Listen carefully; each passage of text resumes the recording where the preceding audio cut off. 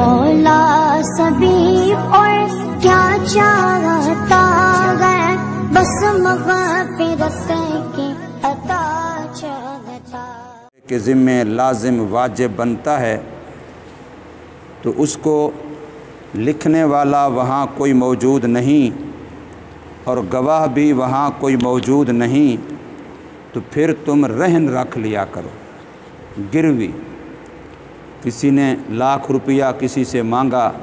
मुझे ज़रूरत है, अब वो लाख तो उसके पास है, वो उसको देना चाहता है, लेकिन इसका सबूत प्रूफ के कल को वसूली मेरी वापसी यकीनी हो, मुझे कल को परेशानी ना हो, तो इसके लिए उसको एतमाद दिलाने का एक तरीका ये था कि गवाह होते, एक तरीका ये था कि तहरीर होती, एक तरीका ये था कि गवाह भी होते, तहरीर भी होती, और अब तीसरा तरीका ये है कि गवाह भी नहीं है अगर, तहरीर भी नहीं है अगर, तो जो पैसे ले रहा है उसको कहा जाए कि कोई अपनी चीज़ तो मेरे पास रहन रख, गिरवी रख, जब मेरे पैसे तू वापस करेगा तो अपनी चीज़ ले लेना, अगर तूने मेरे पैसे वापस न किए जो तुम याद बतला रहा है, तो फिर मैं इसी चीज़ को बेच करके अपने पैसे वसूल कर लूँगा। तो इस तरह की कैफियत करने को, इसको गिरवी रखना भी उर्दू में कहते हैं और रहन रखना भी कहते हैं, और ये रहन और गिरवी का मामला शरअन जायज़ है, शरीयत में इसकी गुंजाइश है, शरीयत इसकी इजाज़त देती है। साहिब हक़ अपने हक़ के तहफ़्फ़ुज़ के लिए, अपने माल के तहफ़्फ़ुज़ के लिए इनमें से कोई भी तरीका इख्तियार कर सकता है। और याद रखिए, अगर तहरीर भी हो और फिर भी गिरवी रख लिया जाए, अगर गवाह भी हों फिर भी कोई चीज़ गिरवी रख ली जाए, तब भी जायज़ है। यहाँ आया सफ़र की हालत में हो, तो सफ़र की हालत में भी जायज़ है और बग़ैर सफ़र के घर में होते हुए भी जायज़ है। यहाँ आया कि अगर कोई लिखने वाला ना हो तो लिखने वाला अगर ना हो तब भी गिरवी रखना जायज़ है, अगर लिखने वाला कोई हो तहरीर के साथ फिर भी गिरवी रखना, रहन रखना जायज़ है। रहन के अंदर जो असल मसला है वो ये है कि जो चीज़ रहन रखी जाएगी कर्ज़े के बदले में, वो सिर्फ़ उस पर कब्ज़ा रख के उसको अपने पास महफूज रख सकता है, उससे फ़ायदा नहीं उठा सकता। आजकल एक ट्रेंड चला हुआ है खुसूसन लाहौर में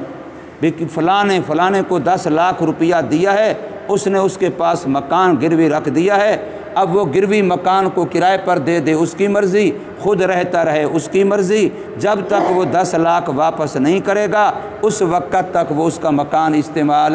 करता रहेगा, और इसको कहते हैं गिरवी। तो ये शरअन नाजायज़ है, ये शरीयत में जायज़ नहीं है। मकान गिरवी रखना हो या मोबाइल सेट गिरवी रखना हो, घड़ी गिरवी रखनी हो, या गाय भैंस दुनिया जहान की कोई चीज़ हो गिरवी रखनी हो, तो गिरवी चीज़ को वो बंदा इस्तेमाल नहीं कर सकता जिसके पास गिरवी रखी है, वो सिर्फ़ अपने पास अपने हक़ की वसूली के लिए महफूज रख सकता है, कब्ज़ा उस पर बरकरार रख सकता है। उस पर जो ख़र्चा होगा वो असल मालिक का होगा जिसने गिरवी रखी है, और उसकी जो आमदनी होगी वो भी उसी असल मालिक की होगी जिसने गिरवी रखी है, ख़र्चा भी उसी का होगा, आमद भी उसी की होगी। जिसके पास गिरवी है वो सिर्फ़ अपना कब्ज़ा, अपना कंट्रोल उस पर रख सकता है कि कल कला अगर मेरा वो कर्ज़ा वापस नहीं करता, मुझे अपने कर्ज़े के डूबने का ख़तरा पड़ जाएगा, तो फिर मैं इस चीज़ को लोगों को गवाह बना के बेच करके अपना हक़ वसूल कर लूँगा। बस इससे ज़्यादा उस गिरवी से फ़ायदा नफ़ा उठाना ये उस बंदे के लिए जायज़ नहीं है। फ़ायदा उठाना कर्ज़ वाली चीज़ से जायज़ है कि मैंने आपसे पैसे कर्ज़ ले लिए, मकान कर्ज़ ले लिया, कोई चीज़ कर्ज़ ले ली, आरियत ले ली, मांगवी ले ली, उसको इस्तेमाल करना जायज़ है। गिरवी और रहन वाली चीज़ को इस्तेमाल करना जायज़ नहीं है। तो पहला मसला यहाँ ये बयान किया गिरवी और रहन रखने का, और दूसरा मसला ये बयान किया कि अगर कोई बंदा किसी के पास कोई चीज़ अमानत रखता है, امانت کے اندر یہ بھی ہے کہ بندے نے آپ کو پیسے دے دیے بطور قرض کے، کوئی گواہ بھی نہیں بنایا اور کوئی تحریر بھی نہیں کی اور آپ سے کوئی رہن اور گروی نہیں مانگی، یہ اس نے آپ پر اعتماد کیا ہے، آپ کی امانت پر اعتماد کیا ہے کہ کوئی بات نہیں ہے، گواہ بھی نہیں ہے کوئی مسئلہ نہیں، تحریر بھی نہیں ہے کوئی مسئلہ نہیں، میں نے اس کو اتنے پیسے بطور قرض حسنہ کے دے دیے ہیں یا کوئی اور چیز دے دی ہے، تو اب یہ امانت ہے۔ یا اس کے علاوہ بھی بندہ کسی کے پاس کوئی چیز امانت رکھتا ہے، تو اب جب امانت رکھی جائے تو اس کے بارے میں اللہ پاک یہ فرما رہے ہیں فَلْيُعَدِّ الَّذِي اؤْتُمِنَ، جس کے پاس امانت رکھی گئی ہے وہ امانت کو صحیح طریقے سے ادا کرے، یعنی امانت حقدار کے پاس واپس کرے۔ قرآن مجید کے اندر یہ ہے اَدُّ الْأَمَانَةَ إِلَىٰ أَهْلِهِ، امانتوں کو ان کے حقداروں کے حوالے کرو، ان کے پاس ادا کرو۔ اور یاد رکھیے امانت صرف پیسہ نہیں ہوتا، امانت صرف چیز نہیں ہوتی۔ کسی مجلس میں اگر آپ بیٹھے ہیں، 2 آدمی 3 آدمی 4 آدمی، وہاں کوئی بات ہوئی ہے، وہ بات بھی ان میں سے ہر ایک کے پاس امانت ہے۔ اب اگر وہ بات ایسی ہے جو خیر خواہی کی ہے، اس کو لوگوں میں پھیلانا ہے، تو اب اس کو پھیلانا یہ امانت کا حق ادا کرنا ہے۔ جیسے دین کی بات ہے، یہاں ہم نے ایک حدیث سنی ہے، اب ہم میں سے ہر ایک کے پاس امانت ہے وہ حدیث دوسروں تک پہنچائیں۔ اور اگر ایسی چیز ہے، بات ایسی ہے جس کو پھیلانا مناسب نہیں ہے، تو حضور صلی اللہ علیہ وسلم نے فرمایا المجالس بالامانت، مجلس کے اندر جو بات ہوئی ہے وہ ایک ایک کے پاس امانت ہے۔ 2 دوست بیٹھے ہیں، 4 دوست بیٹھے ہیں مجلس میں، کسی ایک نے دوسرے سے گپ، دوسرے سے مزاح، دل لگی کر لی۔ اب دل لگی میں بظاہر بات ایسی ہے جس میں دوسرے کی حق نفس ہے، اس کی عزت نفس مجروح ہوئی ہے۔ اب یہ امانت ہے، لوگوں کو نہ بتاتا پھرے کوئی ان مجلس والوں میں سے وہ جی فلاں جگہ بیٹھے تھے، اس نے فلاں کی بڑی بےعزتی کر دی، اس نے اس کو شرمندہ کر دیا، ایسا اگر کہتا پھرے گا تو یہ امانت میں خیانت والا بنے گا، قیامت کے دن یہ خائن بن کے کھڑا ہوگا۔ مجلس میں بیٹھے ہیں، بیٹھے ہوئے کسی بندے سے کوئی ایسی حرکت ہو گئی، کوئی ایسی صورت بن گئی، کپڑا ہٹ گیا ہے، یہ ہو گیا ہے، وہ ہو گیا ہے، ہوا خارج ہو گئی ہے، اب بندہ دوسروں کو بتاتا پھرے کہ فلاں جگہ پر بیٹھے تھے، اس کے ساتھ یہ ہو گیا، تو یاد رکھیے یہ باتیں امانت کے اندر خیانت ہے، اور اس کا نقصان نہیں ہو رہا، قیامت میں یہ بندہ خود مجرم بن رہا ہے۔ اس لیے امانت حالت بھی ہوتی ہے، امانت بات بھی ہوتی ہے، امانت مال بھی ہوتا ہے۔ امانت کوئی بھی چیز ہو، حالت بھی امانت ہے مجلس کے اندر جو ایک دوسرے کی بن جاتی ہے، وہ حالت بھی کسی کے سامنے بیان نہ کرتا پھرے کہ فلاں جگہ بیٹھے تھے، اس کی یہ حالت تھی۔ تو فرمایا امانت کا مسئلہ یہ دوسرے نمبر پہ بیان فرمایا۔ اور تیسری بات یہ بیان فرمائی کہ گواہ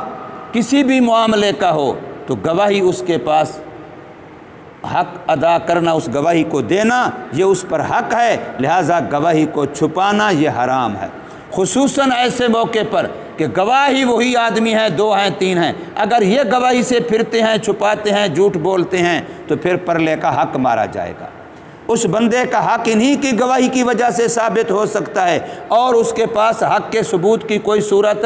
نہیں ہے، اور اس کا سچا ہونا، اس کا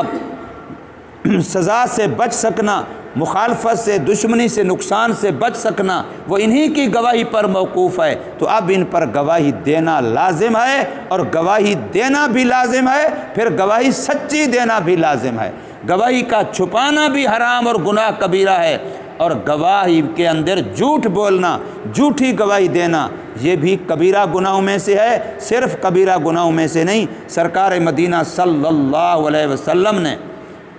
اکبر الکبائر، کبیرہ میں سے بھی جو سب سے بڑے بڑے گناہ شمار کروائے ہیں، جن میں اللہ کے ساتھ شریک بنانا، ماں باپ کی نافرمانی کرنا، جھوٹی قسم اٹھانا اور جھوٹی گواہی دینا، ان کو نبی پاک صلی اللہ علیہ وسلم نے اکبر الکبائر گناہوں کے اندر شمار فرمایا ہے۔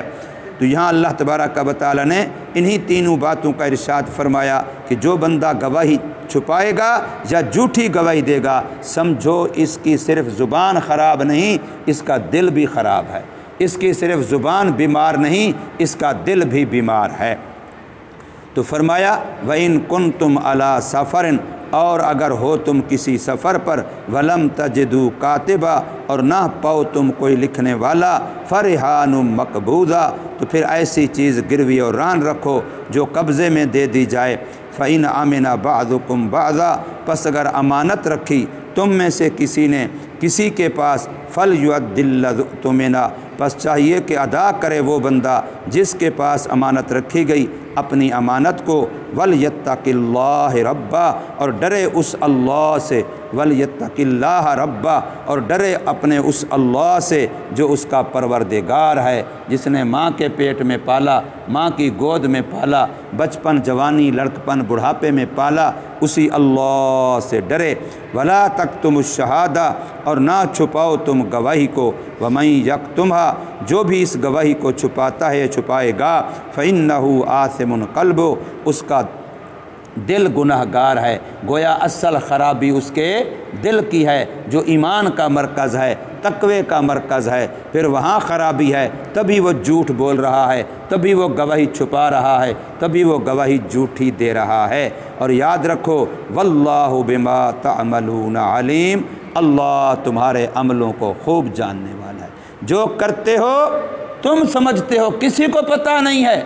تم سمجھتے ہو کسی نے نہیں دیکھا ہے، یہ تمہاری بھول ہے۔ اللہ کے خفیہ کیمرے وہ ہیں جن کی آنکھ تمہارے عمل کو محفوظ کر رہی ہے، تمہاری ہر دل کے کھٹکے کو بھی سن رہی ہے، تمہاری حالت بھی اللہ کو معلوم ہے، دل کی کیفیت بھی معلوم ہے، ظاہر کی کیفیت بھی معلوم ہے۔ کوئی ایک چیز بھی اللہ سے پوشیدہ اور چھپی ہوئی نہیں ہے، اور معاملہ اسی کے ساتھ ہے۔ ساری کائنات میری تعریف کرتی رہے، پورا محلہ میرے گن گاتا رہے، لیکن اللہ کے ہاں میں مجرم ہوں، تو یہ گن گانا میرے کسی کام نہیں آئے گا۔ قبر میں اکیلا سزا بھگت رہوں گا، حشر میں جب مجھے سزا دی جا رہی ہوگی، وہی لوگ جو میری تعریفیں کرتے تھے وہ کہیں گے اچھا ہم نے تو اس کو ایسا سمجھا ہوا تھا، یہ تو ایسا تھا۔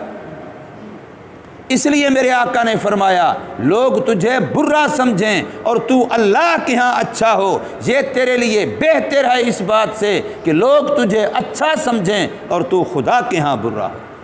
یہ تیرے لیے برا ہے، وہ تیرے لیے بہتر ہے کہ مخلوق برا سمجھتی ہے، بے شک سمجھتی رہے، لیکن اللہ کے ہاں تو برا نہ ہو۔ مخلوق تجھے اچھا سمجھے، اس سے تجھے کوئی فائدہ نہیں ہوگا جب تک تو اللہ کے ہاں اچھا نہ ہو۔ اللہ تبارک و تعالی سمجھ نصیب فرمائے، عمل کی توفیق۔